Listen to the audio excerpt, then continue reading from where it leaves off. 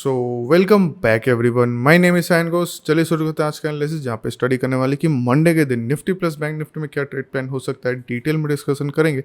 साथ ही साथ देख लेंगे कि इंट्राडे में आज के दिन मार्केट ने कैसा परफॉर्म किया, प्लस हम फर्दर क्या प्लानिंग कर सकते हैं अपने वीकली परफॉर्मेंस के लिए। ठीक है, तो जैसे यहाँ पे हमने ओपन कर रखा है बैंक निफ्टी का चार्ट इन डेली टाइम फ्रेम। कहीं ना कहीं हम यहाँ पे पहले से डिस्कशन कर रहे थे कि कहीं ना कहीं यहाँ पे बायर्स अपना प्रेशर मार्केट में दिखाना चाह रहे हैं।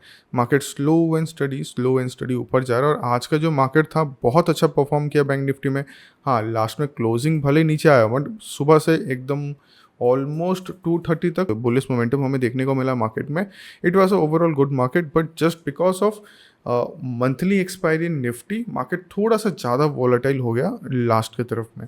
बट ओवरऑल हम जैसे मार्केट का कंडीशन देखें, market is still in a up trend. Fine, तो यहाँ पे अगर हम 15 मिनट टाइम फ्रेम आते हैं, 15 मिनट टाइम फ्रेम में बैंक निफ्टी ने आज कैसा परफॉर्म किया है।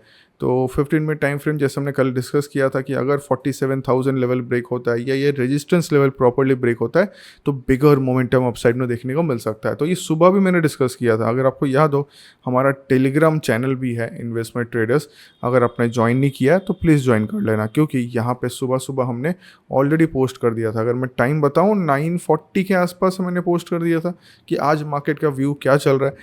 Please do let me know in the comment section कि आप ये वीडियोस फॉलो कर रहे हो कि नहीं कर रहे हो, क्योंकि इन वीडियोस में ही आपको लाइव मार्केट के एनालिसिस का एक एज मिल जाता है कि आप अपना ट्रेड प्लान कैसे कर सकते हो, मार्केट में कब एग्जिट करना है, अगर मार्केट हमारे प्लान के हिसाब से नहीं जाता है तो फर्दर क्या करना चाहिए। तो उसका आइडिया आपको इन वीडियोस से ज़रूर मिलेगा, तो जो बहुत हेल्पफुल होता है लाइव मार्केट में। ठीक है, तो ये वीडियो प्लीज़ जाके आज का भी चेक करना। क्या एनालिसिस सुबह दिया था, हम simple data price action study कर रहे थे और मार्केट ने उसी हिसाब से यहाँ पे मोमेंटम भी दिया। राइट, चलो अब आगे बढ़ते हैं, देखते हैं कि बैंक निफ्टी ने जो मूव तो कर दिया आज के दिन में, लास्ट में एक सेलिंग भी देखने को मिला। अब नेक्स्ट दिन के लिए कौन से सपोर्ट रेजिस्टेंस लेवल यहाँ पे हमारे लिए इंपॉर्टेंट हो चुका है। देखो एकदम सिंपल है, जो आज का जो हाई था दैट इज़ अराउंड 47,400 लेवल, ये एक रेजिस्टेंस का काम कर रहा है, एकदम स्ट्रॉन्ग रेजिस्टेंस। सपोर्ट का बात करें तो फिलहाल ये सपोर्ट हमारे पास फॉर्मेशन आ रहा है दैट इज़ अराउंड 47,000 के आसपास। तो अपसाइड 47,400 इस रेजिस्टेंस लेवल, ये लेवल एक यहाँ पे सपोर्ट का काम कर रहा है। अब डिपेंड करता है मार्केट ओपन कहाँ होता है। Again 70 to 80% of the chance यही है कि मंडे के दिन मार्केट थोड़ा सा साइडवेज हो, क्योंकि इंस्टेंट इतना बड़ा गैप अप होना थोड़ा पॉसिबिलिटी कम है। बट स्टिल अगर हम देखते हैं कि मार्केट गैप ओपनिंग होता है, ध्यान से सुनना अभी। For example market gap opening हुआ 47,400 के ऊपर ओपन हो गया और यहीं से सीधा बाइंग आना शुरू हो गया, मतलब यहाँ पे बायर एग्रेसिव हो गए। फर्स्ट 15 मिनट कैंडल के ऊपर अगर मार्केट सस्टेन करता है देन एग्रेसिवली यहाँ पे हमें एक बुलिश मोमेंटम देखने को मिल सकता है, क्योंकि ये जो सेलिंग मार्केट में आया ये न्यू सेलर्स की वजह से नहीं आया है। This is not because of a new seller, it is just because of profit booking. क्योंकि आज मंथली एक्सपायरी था इन निफ्टी, तो निफ्टी में होता क्या है, हमारे जो मंथली प्लेयर्स रहते हैं मार्केट में, वो जब अपना पोजीशन को एग्जिट करते हैं मार्केट में एक बड़ा भूचाल देखने को मिलता है। और वही हमने आज निफ्टी में भी देखा, निफ्टी बहुत तेज़ी से ऊपर भी गया सुबह से दिन तक और लास्ट में फिर नीचे भी आ गया। मोर देन 50% के नीचे मार्केट फिर क्लोज भी दिया। तो फॉर दैट रीज़न जो मार्केट फॉल आया उसी का प्रेशर हमें यहाँ भी देखने को मिला। ठीक है, हम एग्जैक्टली ये नहीं बोल सकते कि एकदम न्यू सेलर यहाँ पे एंट्री किए, बट कहीं ना कहीं अगर सेलर एंट्री करते भी हैं उनका स्टॉप लॉस यहाँ बैठने वाला है। तो कल नहीं, कल तो वैसे मार्केट क्लोज है जस्ट बिकॉज कल है good Friday. Stock market is close, मतलब फ्राइडे को डायरेक्ट मार्केट ओपन होगा मंडे को। अब इसी पर्टिकुलर रीज़न के लिए मैं कोई स्टॉक एनालिसिस भी नहीं कर रहा, क्योंकि नॉर्मल स्टॉक एनालिसिस अगर बीच में कोई छुट्टी जाता है, बीच में अगर कोई गैप होता है ना, तो स्टॉक एनालिसिस पूरा बेकार हो जाता है। तो फिलहाल हम निफ्टी बैंक निफ्टी में एनालिसिस कर रहे हैं। ओवरऑल एनालिसिस जो कर रहे थे हम, गैप अप का हमने सीन देख लिया। अब देखते हैं कि मार्केट अगर कहीं ना कहीं इस रेंज के अंदर ओपन होता है, एकदम इसके अंदर, तो 80% चांस यही है कि मार्केट साइडवेज चले जाए। तो आपको वेट एंड वॉच करना है एज एन ऑप्शन बायर कि डाउन साइड में अगर ये 47,000 के नीचे जाता है तो बीर इस अपॉर्चुनिटी, और अगर ये अपसाइड में 47,500 या 47,450 के ऊपर जाता है तो बुलिश अपॉर्चुनिटी मिल सकता है। बट अगर ये रेंज ब्रेक ना करे तो हम यहाँ पे ऑप्शन सेलिंग स्ट्रेटेजी बना सकते हैं, दैट इज शॉर्ट स्ट्रैंगल, नहीं तो शॉर्ट स्ट्रैडल। फाइन, अब देखते हैं कि सर अगर अनएक्सपेक्टेड गैप डाउन ओपन हो गया, कि ऐसा आप जो बोल रहे थे कि यहाँ पे बायर ज़्यादा प्रेशर दिखा रहे हैं मार्केट में, बुल्स ज़्यादा बैठे हुए हैं, बट मार्केट ऐसा हुआ ही नहीं, मार्केट ने गैप डाउन ओपन दे दिया। फॉर एग्जांपल डायरेक्ट मार्केट यहाँ ओपन हो रहा है, तब क्या होगा? तब यहाँ पे जितने भी बायर्स पहले गए थे, आज का दिन जितने बायर्स एंट्री किए थे ना, सब एग्जिट करना शुरू करेंगे। अगर ये सेलर्स मतलब ये बायर्स एग्जिट करना शुरू करे तो मार्केट में फिर बहुत अच्छा सेलिंग फिर देखने को मिल सकता है, राइट? ये पॉसिबिलिटी है, ठीक है, ये पॉसिबिलिटी है। तो बट इसके लिए भी हमें अलर्ट रहना है। अगर मार्केट प्रॉपरली 46,800 के नीचे आ जाए तभी हम कोई बीरिस का प्लानिंग करेंगे, नहीं तो हम यहाँ पे साइडवेज टू बुलिस का प्लानिंग फिलहाल के लिए कर सकते हैं, ठीक है। तो ये एक आइडिया हमें मिल गया इन बैंक निफ्टी।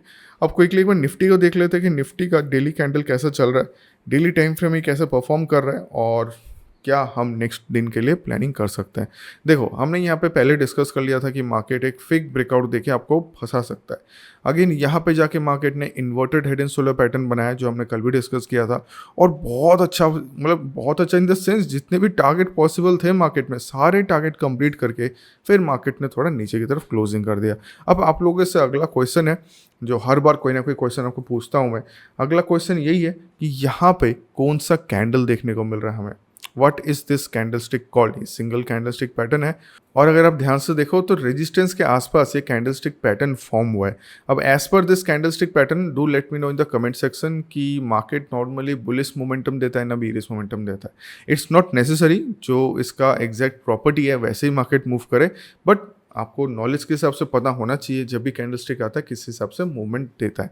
अब हम देखते हैं कि देखो ओवरऑल अगर हम यहाँ पे लाइन चार्ट ड्रॉ करते हैं, अगर हम सिंपल लाइन चार्ट देखते हैं तो market is maintaining an up trend, higher possibility यही है कि और अपसाइड मार्केट जा सकता है।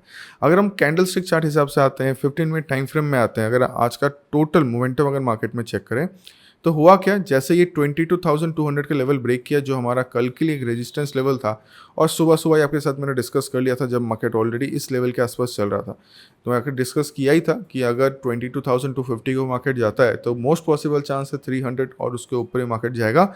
बट आपको कहीं ना कहीं डेटा भी आपको मैच करना पड़ेगा। अगर डेटा वाइज आपको दिखता है कि कॉल सेलर एग्जिट कर रहे हैं और पुट सेलर इंक्रीज हो रहे हैं, तो 80 to 90% चांस यही रहेगा कि मार्केट बुलिश हो। इतना बुलिश मैंने एक्सपेक्ट नहीं किया था, बट ऑलमोस्ट 500 टच करके मार्केट आ चुका है, एकदम लाइफ टाइम हाई टच करके मार्केट वापस नीचे फॉल किया, राइट।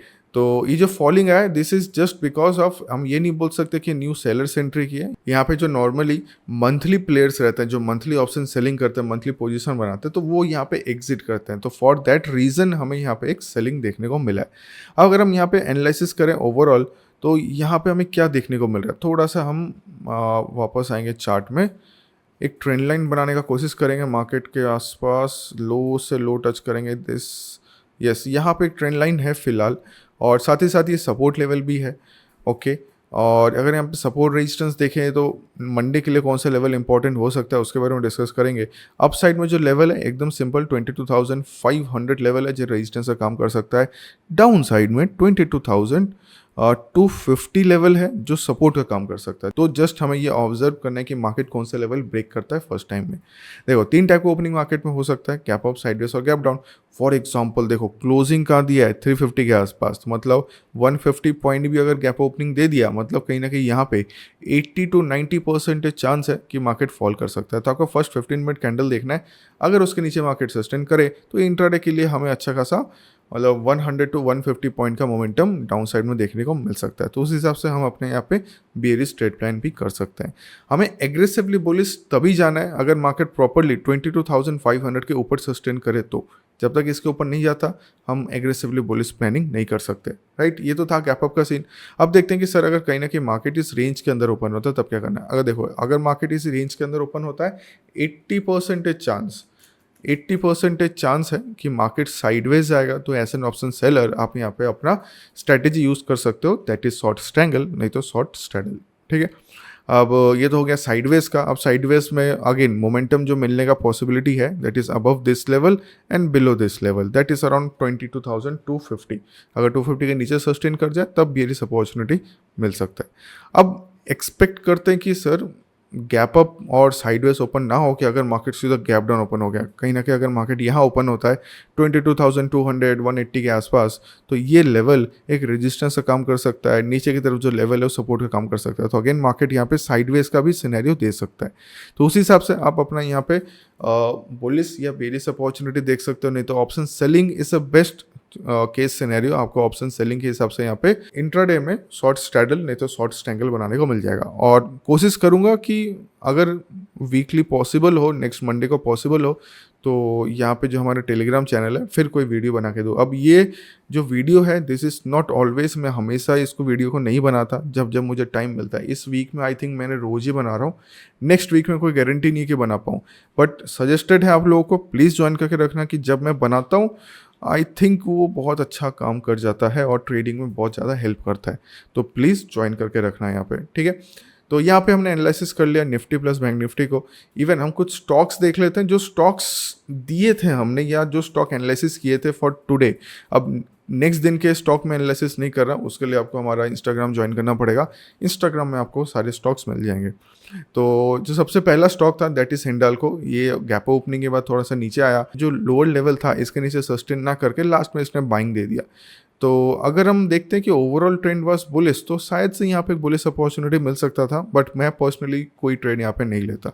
चलो नेक्स्ट स्टॉक देखते हैं LIC हाउसिंग फाइनेंस। इसने तो बहुत तगड़ा मूव दिया, आपको मैं बता ही रहा था, क्योंकि जस्ट बिकॉज ये साइडवेज जा रहा था, हायर पॉसिबिलिटी यही था कि एक बुलिश मोमेंटम मिल जाए। तो यहाँ पे ध्यान से देखोगे जो लेवल हमने मार्किंग किया था दैट वाज अराउंड 594 लेवल, जैसे ही ये ब्रेकआउट हुआ मार्केट रुका नहीं और यहाँ से कंटिन्यू भागा। तो do let me know in the comment section क्या आपने इस पर्टिकुलर स्टॉक में आज ट्रेड किया कि नहीं किया।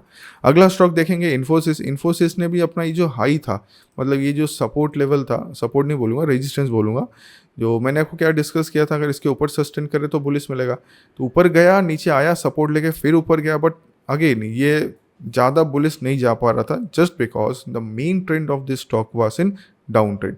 यहाँ पे सेलर बहुत ज़्यादा एक्टिव था और यहाँ पे ऑलरेडी एक रेजिस्टेंस लेवल मार्केट पहले ही फॉर्म कर चुका था, इसलिए इस लेवल को ब्रेक नहीं कर पा रहा। तो कहीं ना कहीं या तो हम ब्रेक इवन में निकल चुके होते, या तो अगर आपने एंट्री लिया तो छोटा सा टारगेट लेके निकल चुके होते यहाँ से, ठीक है। तो ओवरऑल 3 स्टॉक में से एक स्टॉक ने बहुत अच्छा परफॉर्म किया। बाकी अगर आपको कुछ और स्टॉक देखना है for next week, do follow our Instagram page, वहाँ पे कंटिन्यू आपको स्टॉक्स का एनालिसिस हम यहाँ पे कंटिन्यू पोस्ट करते रहते हैं, ठीक है। तो फिर आज का वीडियो हम यही रखते हैं, दोबारा मिलते हैं फिर अगले वीक में, वीकेंड में अगेन आपके लिए स्विंग ट्रेडिंग जो स्टॉक्स डिस्कस करते हैं, अमरजीत सर फिर से आएंगे, उसके बारे में डिस्कस करेंगे और फिर अगेन हमारा एनालिसिस कंटिन्यू रहेगा यहाँ पे, ठीक है। चलिए फिर मिलते हैं नेक्स्ट वीक में, थैंक यू।